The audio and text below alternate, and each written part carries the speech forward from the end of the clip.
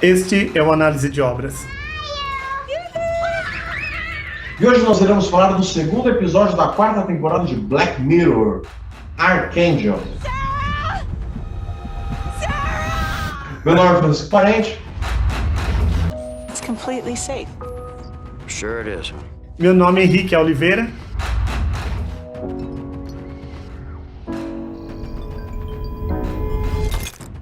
E aí, Henrique, o que você ia me dizer sobre esse episódio de Black Mirror? O Arcanjo, que a gente já conversou sobre ele, nós perdemos a gravação, que foi um desastre.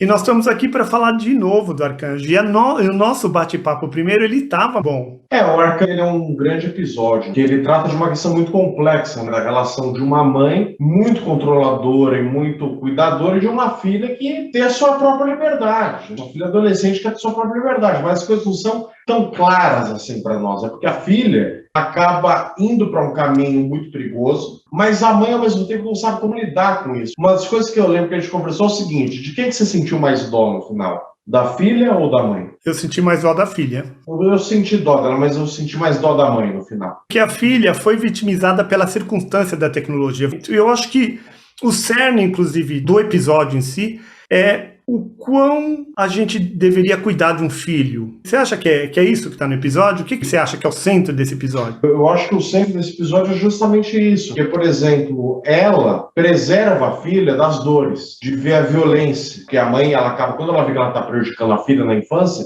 ela para de usar o Archangel e na adolescência, com 15 anos, ela volta a usar o Archangel. Ela descobre que a filha está tendo um caso com um traficantezinho lá da escola dela. E aí a questão que me chamou muita atenção é o seguinte: que essa menina que foi submetida ao projeto Archangel, foi vigiada por essa mãe controladora, ela talvez não fosse tão inconsequente se ela tivesse tido uma infância normal. Uma coisa que me chamou muito a atenção é quando o vô dela morre, a mãe está compadecida e está chorando diante do túmulo do vô. E ela parece indiferente. Quando ela fura o próprio dedo e sente raiva, e a mãe vai acudir ela porque ela quer ver sangue, que ela nunca viu, e ela bate na mãe, ela parece ser fria. Quando a mãe fala que ama ela tem dificuldade em responder de volta que ela ama a mãe. Então parece que ela não consegue lidar com os próprios sentimentos por conta justamente desse cerceamento. Por isso que você falou assim, você sentiu mais pesar pela mãe ou pela criança? Eu senti mais pela criança porque a criança foram feitas escolhas sobre a vida dela, sobre o filtro de como ela absorveria a vida. A mãe, na verdade, pôs um filtro não natural na consciência dela. Existe esse pressuposto que a criança é como uma esponja, ela absorve tudo, principalmente na primeira infância, que é do 1 aos 6, 7 anos. Então, se você coloca tipo um filtro e você começa a filtrar a realidade de um jeito, você foi cerceado na raiz. Você foi alienado na raiz, e não por escolha sua. Uma criança não faz, na verdade, escolha. Geralmente é sempre os pais. Mas nesse episódio em específico mostra que é uma nova tecnologia, que a mãe se valeu e cerceou de verdade a criança. E a criança, quando ela passou pelo psicólogo, o cara falou que ela estava quase uma autista. O autista é aquela pessoa que não tem empatia, ele não entende, o outro está rindo, ele não está entendendo, o outro está sofrendo, ele fala coisa assim atravessada. Ele não faz essa leitura natural que a gente faz da vida e da psique, das interações, das gentilezas. Então aí que eu sinto pesar por ela foi cerceada na raiz. Foi cerceada na raiz, tanto que ela encontrava no Trick, que é esse cara que depois ela vai ter o caso com ele, a mãe vai descobrir. Ela via nele uma liberdade, uma rebeldia que ela nunca teve. Porque ele é o cara que, quando ela chega na escola, ela vai falar com ele: minha mãe tirou o filtro. E ele mostra para ela a violência, o pornô, mostra para ela tudo aquilo. E acaba tendo um caso com ele. Acaba até ficando grávida dele. Ela tinha uma atração pelo Trick que as outras meninas não tinham. Para ela, o Trick representava justamente um escape daquele mundo que a mãe dela cria. Mas eu tive dó da mãe, porque a mãe, ela era uma pessoa muito solitária que tinha medo de confrontar a filha e perder a filha. Vamos falar um pouco sobre a mãe, porque na nossa sociedade a gente tem uma influência de mãe relativamente forte. Eu acho que aqui a coisa é diferente da Europa. Na Europa, em alguma medida, a criança aos 14, 15, 16 vai saindo de casa e sai de uma vez, aos 17, 18, e vai tentar a sua vida fora do controle dos pais. E aqui não, a pessoa só sai de casa, na verdade, da influência dos pais, ou melhor, se é que sai, né? Às vezes sai de casa e continua sendo influenciado pelos pais da mesma forma. Mas aqui eu sinto que a pessoa fica. E quando se fala em pais, eu sempre acho que a mãe tem muito mais poder de fogo que o pai. Essa relação aqui no Brasil é muito forte. Então tem o famoso almoço de domingo, reúne a família inteira. Tem também aquela frase, né? Que alguns falam, quando a matriarca da família morre, todos os irmãos param de se ver. Uma coisa é uma relação com essa proximidade com a família, uma relação saudável, que você encontra ali uma autoridade. O mais velho pode te orientar com a experiência da vida que ele já passou. E nesse episódio, essa mãe, ela não sabe se impor diante da filha. Tanto que quando ela descobre que a filha mentiu para ela e saiu com o Trick, para ir pro lago, eles acabam transando. Eu falei, nossa, né? Quando ela chegar, elas vão ter uma briga. Ela vai falar, pô, você tá me vigiando? E não. A mãe não fala nada. A mãe finge que não aconteceu nada. E a mãe começa a vigiar a vida da filha, pensar na vida da filha sem que a filha saiba, que foi a mãe, para não magoar. Ao ponto dela se dar o direito, dar um abortivo para a filha dela. Ela quer controlar a vida da filha, mas sem que a filha saiba que é ela. Ela não quer o confronto, mas ela quer o controle. Não, ela não quer perder a filha. Ela não quer confronto de nenhum tipo. Ela não quer perder a filha por nada. Ela quer a filha ali do lado. Então, se você confrontar, você sempre cai no perigo de perder aquela pessoa. Então, ela não confronta a filha por nada. E ela, no menor problema, ela vai correndo no tablet, que foi o que aconteceu. Ela, toda a infância viveu com o tablet, desde que o tablet apareceu aos 3 anos de idade. Então a criança viveu dos 3 até os 9 anos de idade, acho que ela ficou 6 anos mais ou menos sob a influência daquilo. Quando viu que estava prejudicando a menina, ela resolveu guardar e esconder o tablet, mas no primeiro problema, ela voltou e usou o tablet de novo e começou o controle de novo. Essa mãe é insegura. Sem dúvida. Essa mãe é controladora. Então, mas é interessante porque é o seguinte, porque uma coisa é a insegurança, mas o que chama a minha atenção é o fato dela não confrontar a filha, dela não ser capaz... Mas como que você entende isso? Porque eu entendi como eu faço qualquer coisa, mas eu não perco minha filha porque eu não confronto com ela. Mas o confronto não é perder, esse que é o ponto. Ah, mas quem se sente inseguro é. Você vê um relacionamento, às vezes, de casal, de namorado, a pessoa fala, o outro obedece. Vira uma circunstância de uma direção só. Porque o outro que está obedecendo sem parar, ele tem medo de confrontar, porque confrontar é perda na cabeça dele. Mas a autoridade materna não pode ter isso. Porque no final das contas, ela não estava criando a filha dela, parece que ela não estava criando a filha dela para o mundo. Ela estava criando a filha dela como um pet, sabe? Para ser amiguinho dela, para ter aquela proximidade com ela, para não brigar. E não, o educar, ele tem a ver justamente com essa imposição de limites, esse dizer de não, essa confrontação, falar, meu, você não pode ir num lugar sem me avisar, você é louca? Com quem que você tá? Em vez disso, ela decide não confrontar, mas moldar a vida da filha como se fosse dela. Quando você estabelece que há um outro, tem uma outra pessoa, e você confronta para falar, ó, você tem que ir para esse caminho. Eu não vou fazer vocês para esse caminho. Você que tem que fazer. Eu estou te alertando. Porque ele vai tomar a decisão. Agora, ela queria fazer com que a vida da filha seguisse para um rumo que ela escolheu. Ao ponto dela abortar o filho da filha. Esse daí é o ápice do episódio. Quando ela toma essa iniciativa, ela vai lá, briga com o namorado da filha, faz uma ameaça para ele porque ela tem o controle das imagens, que já deixa a filha super aborrecida, porque era o primeiro relacionamento afetivo, sexual da menina. A menina estava totalmente apaixonada, de repente, mediante a ameaça da mãe, o cara se esquivou. E a segunda iniciativa da mãe foi realmente comprar o abortivo e dar para a filha, sem a filha saber. Que aí é uma violência mesmo. Aí ele passou do limite mesmo. Mas você vê como ela se dá esse direito, né? Quer dizer assim, não, filha, você não precisa nem se preocupar com isso. Eu mesma detono o seu feto. É tipo assim, é tipo criminoso silencioso. Eu faço tudo isso, mas você não vai saber de nada. Então é aquela tipo de mãe que entra no quarto da filha, lê o diário inteiro, sabe tudo, pesquisa todos os e-mails, lê tudo, sabe tudo, depois vai embora e fala, não sei nada. Faz aquela cara de paisagem. É o quê? Uma insegurança. E quando eu falei assim que os jovens adultos ficam na casa dos pais e sobre influência da mãe até muito adulto, é o que você falou, eu concordo. Ter uma referência materna e paterna é muito importante, ter essa afetividade é muito importante. Mas o problema é que não quebra a dependência. É tipo um controle invisível, poderosíssimo e pernicioso.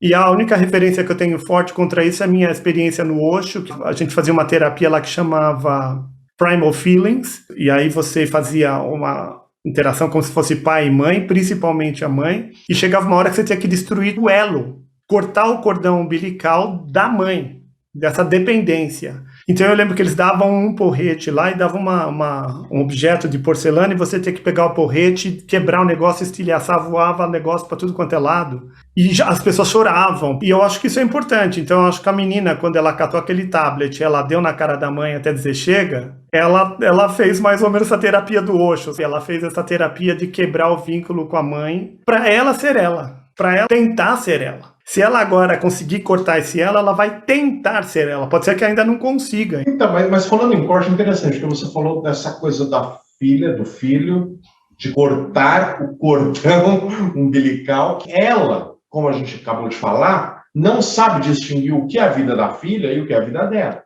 Ela se dá o direito de ter um poder sobre a vida da filha que ela nunca poderia ter. Mas, ao mesmo tempo, ela tinha uma relação de proximidade com o pai dela. Porque parece que ela passou a vida inteira na casa do pai.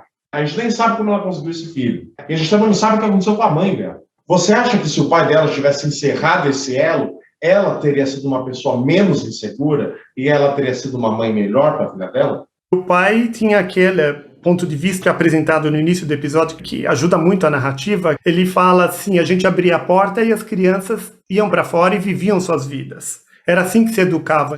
Aí ela fala, mas teve uma situação tal e qual, né, do braço, que não sei o que lá. Ele fala, mas como está seu braço hoje? Quer dizer, mesmo que você caiu, que você se machucou, que você, sei lá o que aconteceu, você teve a sua experiência e você hoje está uma pessoa adulta formada em si, aterrada nos seus próprios pés. As situações de sofrimento, as situações de dor são importantíssimas para a nossa construção. Imagina se a gente não tivesse dor. Se a gente não passasse por dor. Tem uma doença que assim, a gente não sente dor, a pessoa não sente dor.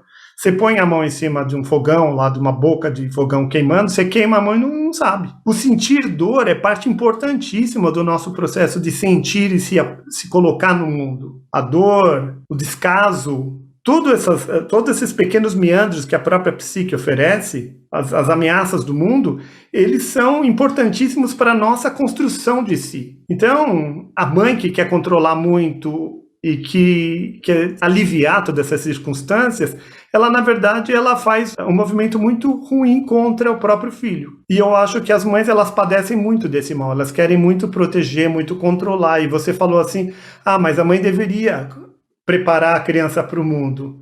Mas eu acho que aqui a mãe não cria a criança para o mundo. A criança é dela, é meu. Ela cuida de um jeito muito possessivo, muito controlador e muito próximo. E aí, se a criança não der as esperneadas dela, ela não consegue fazer essa separação. Eu acho que isso é interessante. Ao mesmo tempo que ela é culpada por não preparar para o mundo, né? Por não ter preparado para o mundo, por ter controlado a filha dela, por ter colocado aquele chip, por ter se intrometido. Eu sinto que ela não sabia o que era ser mãe, a nossa personagem do Black Mirror. Eu acho que assim, essa ideia de ter um filho, eu acho que a maioria das pessoas não faz a menor ideia. O que é tomar essa decisão de pôr um filho no mundo? Biologicamente, as pessoas querem ter o filho. Mulher, para ela, a questão de ter o filho e cuidar dessa criança e dar o amor dela e dar tudo que ela tem e mais um pouco, é uma experiência única da vida dela, é a maior experiência, talvez. Mas eu acho que esse é o problema, que eu acho que mostra na abertura do episódio, quando ele entrega um filho para ela, e aí mostra um plano de cima, ela com a bebê, que tem um pano, e para baixo da cintura dela, como foi uma cesárea, tá tudo cheio de sangue. Para a filha dela estar ali, eles tiveram que cortar a barriga dela, tirar a menina, fazer um procedimento para ela nascer e para ela respirar. E isso não é visto. Isso é um símbolo da idealização da maternidade, que a família é só amor, você pode ter tudo ali, você tem uma troca muito grande, uma reciprocidade, e você vai ficar aquela pessoa até você morrer. E não é isso. Porque o mundo não é isso. Porque o ser humano não é. É uma idealização que pede por algo que não é correspondido dentro da realidade. Quer dizer assim, eu acho que é uma ideia de maternidade que é distorcida, de que você tem que criar, mimar e amor, mas não é só isso. Tem que ter um não, tem que ter um limite, tem que ter um confronto, para você poder dar autonomia para o outro, para a menina agir, para ela entender que, ela ficou grávida do cara, e aí, filha, o que você vai querer fazer? Ele vai pular fora, ele vai ser legal, você vai querer abortar, Você está disposta a fazer isso? Então, eu acho que o problema é que, assim, tem uma romantização da maternidade que coloca, sabe, a mãe é aquela que nutre, que dá e tal, mas até certo ponto. Com o bebê, ela pode fazer isso. Tem uma hora que você tem que empurrar uma coisa que para a pessoa que não é boa, mas vai fazer bem para ela, como na cena dos brócolis, que o vô tá empurrando para ela não quer comer e a mãe tira, não. Deixa, eu não vou submeter minha filha a isso. Ela não quer comer, deixa. E quando ela vai no Archangel, lá na empresa, a mulher fala, ó, tá faltando ferro para sua filha. Não é gostoso, mas faz bem. A maternidade parece uma coisa muito natural, e é uma coisa muito natural, mas ela não é um processo que se educa, ninguém ensina nada, ninguém fala nada. Parece que você tem o filho e depois, pá, você sabe fazer, você sabe quais são as boas escolhas. E eu acredito que se uma pessoa fizesse muita meditação, se conhecesse muito, tivesse muito clareza do que ela é, do quem é o outro, entender que ela não está criando a criança para ela, se ela tivesse esse grau todo de maturidade, naturalmente ela seria uma boa mãe. Naturalmente ela daria o afeto, que a criança precisa de muito afeto. A criança precisa de atenção, a criança precisa de muita coisa, mas sem esses tentáculos perniciosos que é o controle e proteção excessivo. Então, como a maior parte das pessoas não fazem essa reflexão profunda, não fazem esse processo de transformação, rola o que rola. Eu não vejo a solução, tipo, querer dar educação posterior. Eu acredito que a pessoa teria que se amadurecer antes. Se essa mãe e esse pai estivessem maduros antes da criança nascer, quando a criança nascer, a consequência de uma boa integração com o mundo seria natural. Agora não faz nada. Quer porque quer a criança, porque é uma coisa biológica, eu vou dar meu amor e meu afeto. A hora que a criança sai para fora, é tipo você entrou no palco, que você tem que fazer tua cena. Você não treinou nada, você não praticou, você não fez nada. Aí você entra em cena e faz o que pode. Eu concordo plenamente com você, esse é o problema, né? Porque como é que a gente vai regular um processo? Como é que a gente vai ensinar uma coisa? A criação de filhos é como você falou, ela exige ao mesmo tempo um processo de maturidade muito grande, mas ao mesmo tempo é algo difícil de você, assim, como é que a gente vai ensinar a pessoa a ser pai? Como é que a gente vai ensinar a pessoa a ser mãe? Como é que a gente vai regular isso? O Archangel é uma tentativa de ajudar. O Archangel não é uma ideia a priori ruim. Você vai saber onde seu filho está, segurança. Você vai poder ver o que ele vê. Pô, ela descobriu pelo Archangel que ela estava saindo com um traficante. É bom isso. Ela vai poder até ver a saúde do filho, o que está faltando. O Archangel é um instrumento para ajudar, para deixar mais fácil você entender a vida do seu filho. Só que ele foi banido. Foi banido da Europa e o cara fala, e vai ser proibido nos Estados Unidos ainda esse ano. É um processo, assim, de cegueira. Ninguém sabe direito o que está acontecendo, é um improviso. A mãe tentou ajudar do jeito dela, com controle, com amor e tudo mais, e não deu certo. Essa mãe aí do filme, ela fez e levou chumbo. E aí a gente se analisar friamente, ela levou chumbo merecidamente até. Levou com o tablet na cara. Exatamente. E ficou sozinha no final. Mas a filha tá batendo da mãe vindo um filtro. Ela também não sabe direito o que ela tá fazendo. Ela não sabia o que era o sexo, que ela não tinha nenhum contato, ela nem sentia aquela curiosidade da criança. No final, ela começa a bater na mãe e ela também não sabe direito, porque tem um filtro ali. Não, e você vê, aquilo ali é meio que uma repetição do que aconteceu anteriormente. Quando ela furou o dedo, que ela queria experimentar, ela não conseguia ver o sangue no dedo. A mãe veio segurar ela, proteger, ela pegou e deu na cara da mãe. Aquele negócio ali foi simplesmente uma repetição do que ela já tinha vivido no passado. Foi uma repetição, exatamente. Só que agora, em vez do dedo, é a mãe. Agora ela estava dando com o tablet sem sentir também. Assim como ela estava furando o dedo e deu um tapa na mãe sem sentir. Se tivesse desde pequenininha vendo filme pornô e brigando na rua, arrancando, puxando os cabelos e fazendo as intrigas, talvez o parafuso estaria lá. Rick, ele é o oposto dela.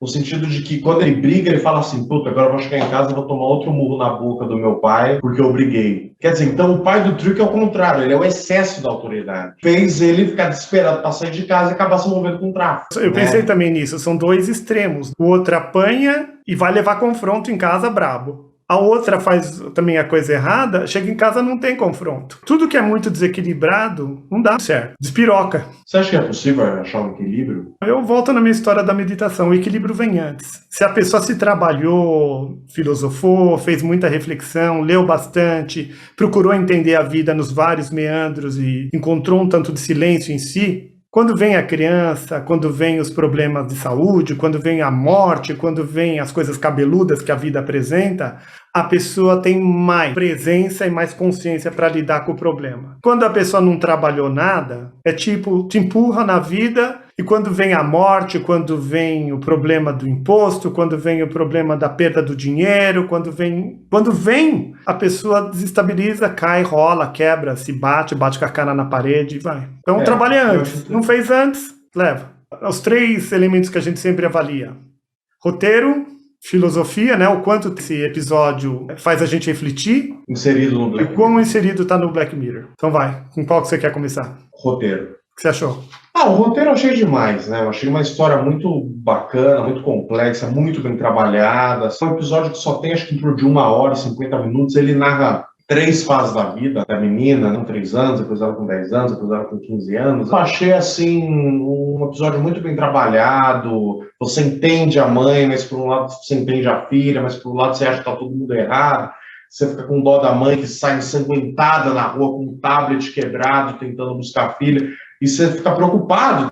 Sua filha que pega um caminhoneiro aí qualquer e vai para cruzando a ponte, né, a fronteira. Que é o pior pesadelo dos pais, ver o filho entrando no carro do estranho. E você não sabe o que vai ter. O cara pode ser um louco, pode matar ela, estuprar ela. Só uma menina de 15 anos em defesa. A gente não sabe o que vai acontecer com ela. Então eu achei um episódio muito legal, assim, um episódio que trata desse tema com muita seriedade. Eu dou 10. Eu também, eu dou 10 para esse roteiro também. Eu pensei bastante, vi um pessoal analisando só a questão do roteiro, explicando como que fez a retomada de algumas ideias, e realmente é muito bem feito. 10.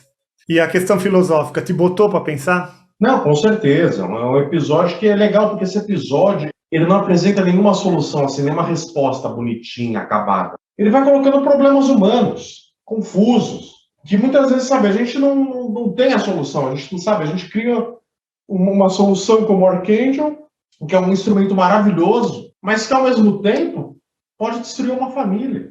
Achei que foi um episódio muito inteligente, acho que ele trouxe muitas reflexões interessantes sobre a necessidade de conviver com a dor, de conviver com a transgressão, de você conhecer esse outro lado, para você saber se posicionar nisso. Você conhecer a dor para você saber que ela existe e que ela é necessária também. Não vai só se preservando. Que nem quando a cena que o avô morre, ela parece indiferente. Ela não conhece o sofrimento. Então ela fica meio autista, fechada no mundinho dela. Então eu dou 10 também. A parte de reflexão... Engraçado, não é bem a reflexão que eu gosto. No Black Mirror mesmo, a reflexão que eu gosto, eu acho que tem mais a ver com cookie, mundos virtuais e consequências. Mexe mais com as minhas entranhas. Mas tem uma reflexão grande, tem a ver com a vida, tem a ver com o que a gente experiencia de todas as formas. Então, eu vou dar 10 também. Embora não seja o meu tema favorito, mas a reflexão ela é bem colocada e bem profunda. E agora fica a questão do quão inserida está no Black Mirror. Você acha que esse tema está inserido no Black Mirror? Com certeza. Eu dou outro 10, porque eu acho que isso é Black Mirror puro. Isso gira em torno de uma tecnologia. Claro que o tema da maternidade e tal acaba roubando a cena. Eu acho que é um episódio do Black Mirror por excelência. Acho que é o melhor episódio do Black Mirror. Eu acho que ele, junto com o Nosedive, acho que eles são assim assertivos. Eu acho que esse Archangel, ele nessa tecnologia do Archangel, ele é a materialização de coisas que já acontecem. De pai que hackeia o celular do filho para saber o que ele está vendo, o que ele está falando, blá, blá, blá, que pode ser uma boa vigilância, mas ao mesmo tempo pode permitir uma evasão que atrapalhe, né, o desenvolvimento do filho. Aqui eu não vou dar o 10, porque eu não quero que ele feche com 10, 10, 10, 10, 10. Então eu vou dar 9,5. Mas eu acho que ele está totalmente... O Charlie Brooker, que é o escritor do texto, né, e escreveu mais esse texto fantástico, realmente é intrigante e está totalmente inserido no que ele se propôs desde o começo. Então, 9,5 por esse episódio. É um episódio fantástico. E você aí que está acompanhando a gente no bate-papo, o que vocês acharam? Que é realmente um episódio fantástico? conseguiu, em alguma medida, comparar com as relações afetivas, familiares, a tua relação com a tua mãe, como isso funciona? Se você puder, coloca abaixo sua opinião, porque pra gente é interessante fazer esse assunto virar e chegar em outros lugares e saber como as outras pessoas pensam também. Deixe seu like, comente, compartilhe nas redes para que mais pessoas tenham acesso a esse conteúdo. Obrigado pelo companheirismo, pela partilha de sempre e até a próxima. Até a próxima.